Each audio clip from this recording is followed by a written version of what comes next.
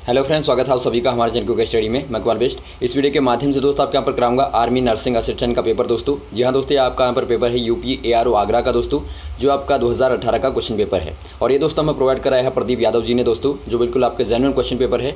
इसका दोस्तों हम पार्ट नंबर 1 आपको करा रहे हैं। इसके बाद जो आपके बचे हुए क्वेश्चन होंगे उनको आपको पार्ट नंबर 2 में कराएंगे। तो आइए शुरू करते हैं आराम से। आप देखिए दोस्तों, यहाँ पर आपको 2 सेक्शन मिलेंगे, बायोलॉजी और फिजिक्स का दोस्तों आपको यहाँ पर मिलेगा। और उसके बाद दोस्तों आपके केमिस्ट्री और जीके के बाद में कराएंगे आपको। तो आइए शुरू करते हैं आराम से। आप देखिए, और दोस्तों यहाँ पर देखिए, वीडियो को शुरू करने के पहले छोटी सी एक दरख्वास्त करना चाहेंगे। यदि आपने हमारे चैनल को सब्सक्राइब नहीं किया दोस्तों अभी तक, तो प्लीज़ हमारे चैनल को सब्सक्राइब कीजिए और बेल आइकन को प्रेस करना ना भूलिएगा दोस्तों, ताकि हमारी वीडियोज़ के नोटिफिकेशन आपको प्रथम प्राप्त हो सकें। तो आइए शुरू करते हैं दोस्तों आराम से। आप देखिए, पहला देखिए दोस्तों, आपका सेक्शन हम यहाँ पर बी में ले रहे हैं, बायोलॉजी का दोस्तों। पहला क्वेश्चन देखता है दोस्तों आपको, मलेरिया बीमारी किससे होती है। अभी दोस्तों आपको एक टॉपिक हमने कराया था NCERT का, जहाँ पर आपको बताया था दोस्तों मानव और स्वास्थ्य और रोग के बारे में दोस्तों आपको कराया था। तो उससे आधार पर ही दोस्तों एक क्वेश्चन हमने वहाँ पर आपको बताया था। देखिए वहाँ पर एक क्वेश्चन जो आपका था वही आपका क्वेश्चन बिल्कुल ये है।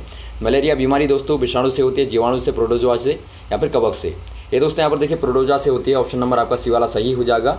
और आपको प्रोटोजोआ का नाम भी पता होना चाहिए दोस्तों, प्लाज्मोडियम होता है। मे भी कभी आपका नाम पूछ लिया जाए तो प्लाज्मोडियम नामक दोस्तों क्या होता है, प्रोटोजोआ होता है। अगला क्वेश्चन यहाँ पर देखिए दोस्तों, डेंगू बुखार किससे होता है। डेंगू का जो बुखार होता है दोस्तों, इसके बारे में भी आपको बताया था उसी टॉपिक में हमने। ये आपका विषाणु से होता है, जीवाणु से होता है, कवक से होता है, प्रोटोजोआ से होता है। ये दोस्तों वायरस से होता है, अर्थात विषाणु से होता है दोस्तों। ऑप्शन नंबर ए वाला सही हो जाएगा। ये दोस्तों मादा एडीज़ के काटने से होता है, मादा एडीज़ मच्छर के काटने से होता है दोस्तों। और यदि आप इसके वायरस का नाम देखें तो आपका फ्लेवी वायरस दोस्तों, फ्लेवी वायरस नाम होता है इसका। तो ये भी आपको पता होना चाहिए। अगला क्वेश्चन यहाँ पर देखिए दोस्तों, समसूत्री विभाजन कितने अवस्थाओं में संपन्न होता है। दोस्तों यहाँ पर देखिए, आपको कोशिका के विभाजन के बारे में पता होना चाहिए दोस्तों, सेल डिवीजन के बारे में पता होना चाहिए, क्योंकि बहुत ही महत्वपूर्ण होता है। आपको पता होगा दोस्तों, हमारा शरीर लगातार वृद्धि करता है एक अवस्था तक। तो इसमें वृद्धि का कारण क्या होता है दोस्तों, ये आपका कारण होता है सेल डिवीजन का ही कारण होता है। क्योंकि जो हमारी कोशिकाएँ होती हैं दोस्तों, लगातार क्या होती रहती हैं, विभाजित होती रहती हैं दोस्तों। अब ये विभाजन मुख्य रूप से दोस्तों आपका 3 प्रकार का होता है। जो आपका एक आपका समसूत्री कहलाता है दोस्तों, एक आपका अर्धसूत्री कहलाता है और एक आपका असूत्री कहलाता है। अब इनमें से दोस्तों आपको समसूत्री वाला पूछा गया है, जो आपका दूसरे नंबर का होता है। तो ये दोस्तों आपका मुख्य रूप से 2 अवस्थाओं में संपन्न होता है। पहली अवस्था में दोस्तों इसमें जो आपका केंद्रक होता है वो विभाजित होता है, जो केंद्रक होता है बीच का, उसका विभाजन होता है पहली अवस्था में। और दूसरी अवस्था में दोस्तों जो आपका कोशिका द्रव्य होता है, कोशिका द्रव्य जो आपका होता है बाहर से, उसका विभाजन होता है। तो 2 भागों में मुख्य रूप से होता है। और इसके दोस्तों अपने अलग अलग फिर अंदर भाग होते हैं। 4 केंद्रक के भाग होते हैं दोस्तों, और फिर इसके भी 2 कोशिका द्रव्य के भी 2 भाग होते हैं। तो यहाँ पर बाद में 6 भाग होते हैं, लेकिन मुख्य रूप से दोस्तों आपकी जो अवस्था होंगी वो आपकी 2 हो जाएंगी। ऑप्शन नंबर ए वाला आपका सही हो जाएगा। अगला क्वेश्चन यहाँ पर देखिए दोस्तों, वह रस जिसमें कोई पाचन एंजाइम नहीं होता है। दोस्तों आपको बताना कौन सा वाला रस होता है वो, जिसमें कोई पाचन एंजाइम नहीं होता। ये आपका पित्त रस होगा, जठर रस होगा, अग्नाशय होगा, कोई नहीं। ये दोस्तों आपके यहाँ पर होता है पित्त रस दोस्तों। ऑप्शन नंबर ए वाला सही हो जाएगा। इसमें कोई एंजाइम नहीं होता दोस्तों, लेकिन तब भी इसकी आवश्यकता हमें भोजन के पाचन के लिए चाहिए होती है। क्योंकि क्या करता है दोस्तों, ये क्षारीय मीडियम का होता है, इसीलिए भोजन को क्या बनाता है, क्षारीय बनाता है दोस्तों।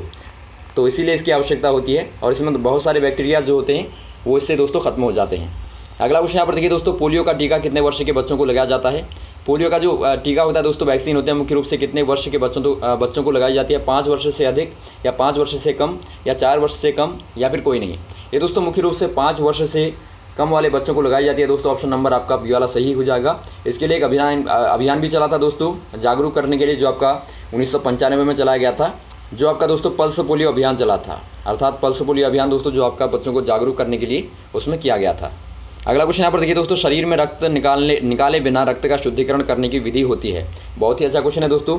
देखिए दोस्तों, ब्लड प्यूरिफिकेशन की बहुत सारी मेथड होती हैं। जब किडनी प्रॉपरली कार्य नहीं करती दोस्तों, तो वहाँ पर क्या होता है, रक्त को, जो हमारे रक्त में अशुद्धियाँ होती हैं, जो खासतौर पर दोस्तों यूरिया के आधार पर अशुद्धियाँ होती हैं, उनको बाहर निकालने के लिए हमें क्या करना पड़ता है दोस्तों, रक्त को शुद्ध करना पड़ता है। तो इसकी मेथड आपको बतानी है कौन सी वाली होगी, बिना रक्त निकाले।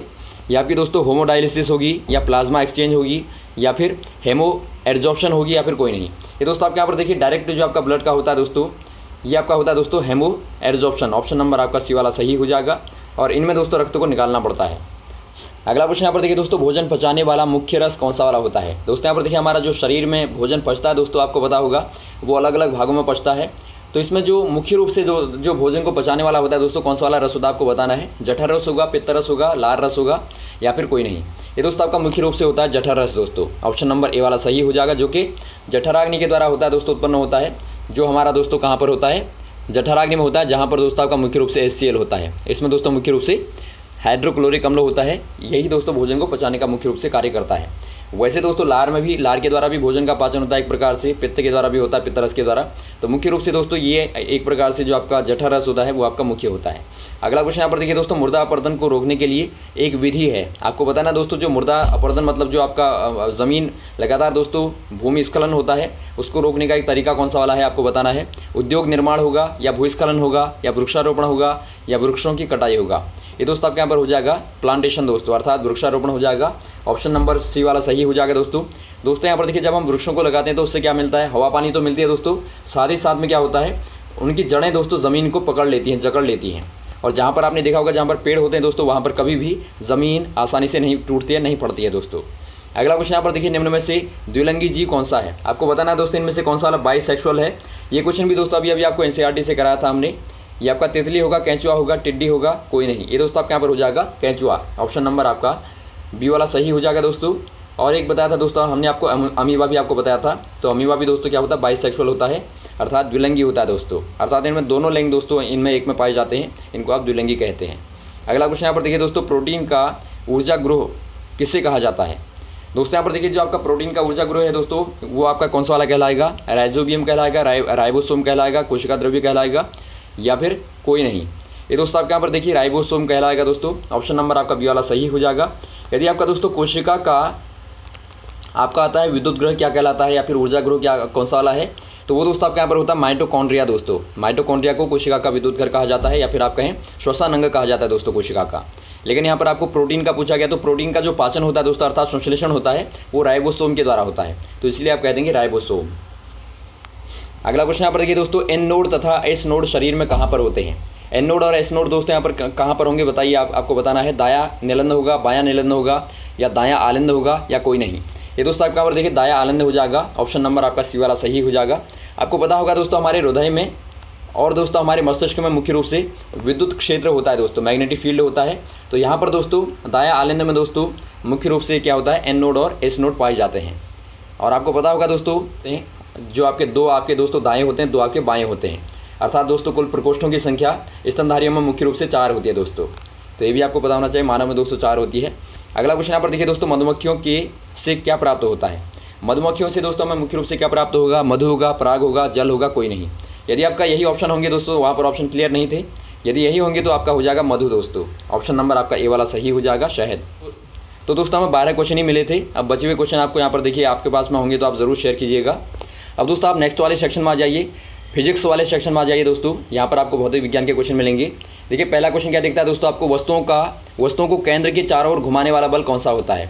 ये दोस्तों आपको बहुत ही बार बताया गया हमने, जब कोई केंद्र होता है दोस्तों, केंद्र के चारों ओर कोई बॉडी घूमती है, तो इसके लिए जो आपका पर्याप्त बल है, जो आपका फोर्स है दोस्तों इसमें लगने वाला, वो कहाँ से मिलता है, कौन सा बल होता है।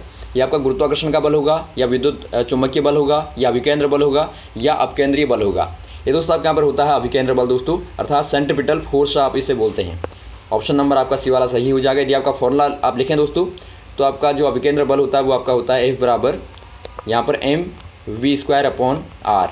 तो ये आपको पता होना चाहिए। यहाँ पर दोस्तों m मास है बॉडी का, v वेलोसिटी है, r दोस्तों दूरी है सेंटर से लेके यहाँ पर परिधि तक की दोस्तों। अगला क्वेश्चन यहाँ पर देखिए दोस्तों, गैलीलियो ने दोलन का कौन सा वाला सूत्र दिया। आपको दोस्तों गैलीलियो का फॉर्मूला बताना है कौन सा वाला है। ये आपका T = 2πg होगा, या T = 2π√L/g होगा, या T = √L/g होगा, या नन ऑफ दीज। दोस्तों आपको गैलीलियो के बारे में पता होगा, ये महान एस्ट्रोलॉजर थे दोस्तों, महान खगोलविद थे, जो कि कहाँ के थे, इटली के रहने वाले थे दोस्तों। तो इनका फॉर्मूला यहाँ पर आपको बताना है, दोलन का कौन सा वाला था, पेंडुलम का दोस्तों। T = आपका था दोस्तों 2π√L/g, जहाँ पर L आपकी लंबाई है दोस्तों, G आपका गुरुत्वीय त्वरण का मान है, और 2π कांस्टेंट हो जाएगा। तो ऑप्शन नंबर आपका दोस्तों कौन सा हो जाएगा, बी वाला सही हो जाएगा। अगला क्वेश्चन यहाँ पर देखिए दोस्तों, सूर्य के प्रकाश में कितने रंग होते हैं। बहुत ही कॉमन क्वेश्चन है दोस्तों, आपको पता होगा सूर्य का जो प्रकाश होता है वो आपका श्वेत प्रकाश कहलाता है दोस्तों। श्वेत प्रकाश अर्थात दोस्तों वाइट लाइट कहलाती है। तो इसमें कितने रंग होते हैं दोस्तों, 7 होंगे, 8 होंगे, 5 होंगे, 3 होंगे। ये दोस्तों आपके 7 हो जाएंगे, 7 हो जाएंगे। ऑप्शन नंबर ए वाला सही हो जाएगा दोस्तों। इनको आप याद रख सकते हैं दोस्तों, बैनी आह पिनाला करके, बैनी आह पिनाला। ये जो आपका क्रम है दोस्तों, ये आपका तरंग दैर्ध्य के आधार पर है। मान लीजिए आपको पूछा जाता है कि बताइए सबसे कम तरंग दैर्ध्य किसकी होती है, अर्थात वेवलेंथ किसकी होती है, तो वो दोस्तों आपकी बैगनी की हो जाएगी, वॉलेट की हो जाएगी। और वैसे यदि आपको बड़ी पूछी जाती है दोस्तों, आपकी लाल की हो जाएगी। तो इस क्रम में दोस्तों आप याद रखेंगे तो आपको बहुत सारे क्वेश्चन आपके और भी तैयार हो जाएंगे। अगला क्वेश्चन यहाँ पर देखिए दोस्तों, डायनेमो का प्रयोग किया जाता है। डायनेमो के बारे में दोस्तों आपको बार बार बताया गया है, एक प्रकार का जनरेटर होता है दोस्तों डायनेमो। तो इसमें दोस्तों आपको बताना क्या होता है, विद्युत से यांत्रिक ऊर्जा, यांत्रिक से विद्युत ऊर्जा, या रसायन से विद्युत ऊर्जा, या कोई नहीं। इसमें दोस्तों आप यहाँ पर देखिए यांत्रिक ऊर्जा को विद्युत ऊर्जा में दोस्तों कन्वर्ट किया जाता है, अर्थात मैकेनिकल एनर्जी को दोस्तों इलेक्ट्रिकल एनर्जी में कन्वर्ट किया जाता है। ऑप्शन नंबर आपका बी वाला सही हो जाएगा। अगला क्वेश्चन यहाँ पर देखिए दोस्तों, पानी के जहाज़ किस आधार पर तैरते हैं। आपको बताना है दोस्तों, पानी में जो जहाज़ तैरते हैं उनका क्या तैरने का रीज़न होता है, आपको बताना है।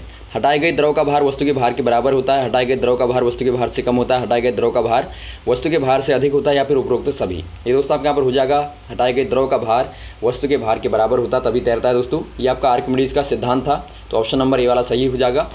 एक रीज़न दोस्तों आप ये भी दे सकते हैं कि जो आपका लिक्विड होता है दोस्तों, मान लीजिए जो आपका लिक्विड है, जो आपका द्रव है, उसकी डेंसिटी अर्थात घनत्व जो है वो ज़्यादा होगा वस्तु के घनत्व से, वो ज़्यादा होगा दोस्तों तब भी वस्तु तैरेगी।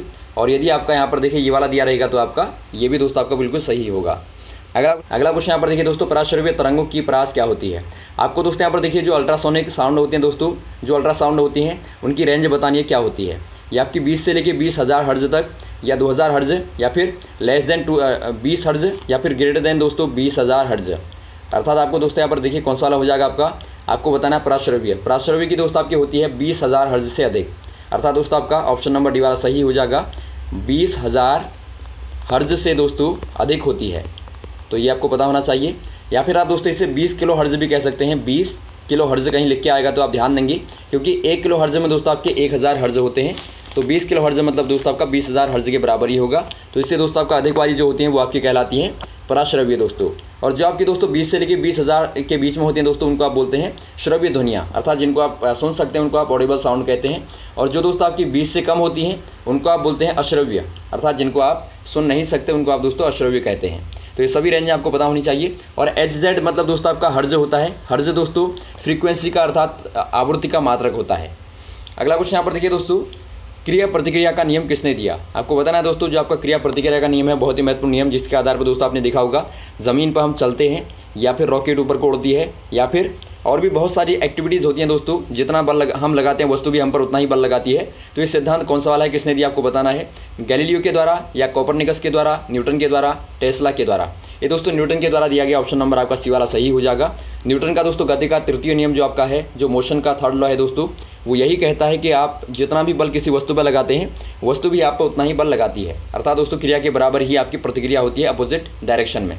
तो इसीलिए दोस्तों हम ज़मीन पर चल पाते हैं, या फिर बहुत सारे आपके जो रीज़न होते हैं वो आपके हो पाते हैं। तो ये रहे दोस्तों आपके बेहद महत्वपूर्ण क्वेश्चन जो आप यहाँ पर देखे दोस्तों। यहाँ पर हमें इतने ही क्वेश्चन मिले थे दो सेक्शनों से, और जो आपके बचे हैं दोस्तों, आपके केमिस्ट्री वाले या फिर अन्य क्वेश्चन बचे हैं, उनको आपको कराएंगे हम नेक्स्ट वाले पार्टों में। तो हमारे साथ ही बने रहेगा। यदि आपको वीडियो अच्छा लगा हो दोस्तों, आप जरूर लाइक करें, शेयर करें, और चैनल को सब्सक्राइब करना ना भूलें दोस्तों, ताकि आपको लगातार इस प्रकार के वीडियोज़ मिलते रहें। और आपके पास भी पेपर हैं दोस्तों, आप जरूर शेयर करें। ओके, थैंक्स, जय हिंद, जय भारत।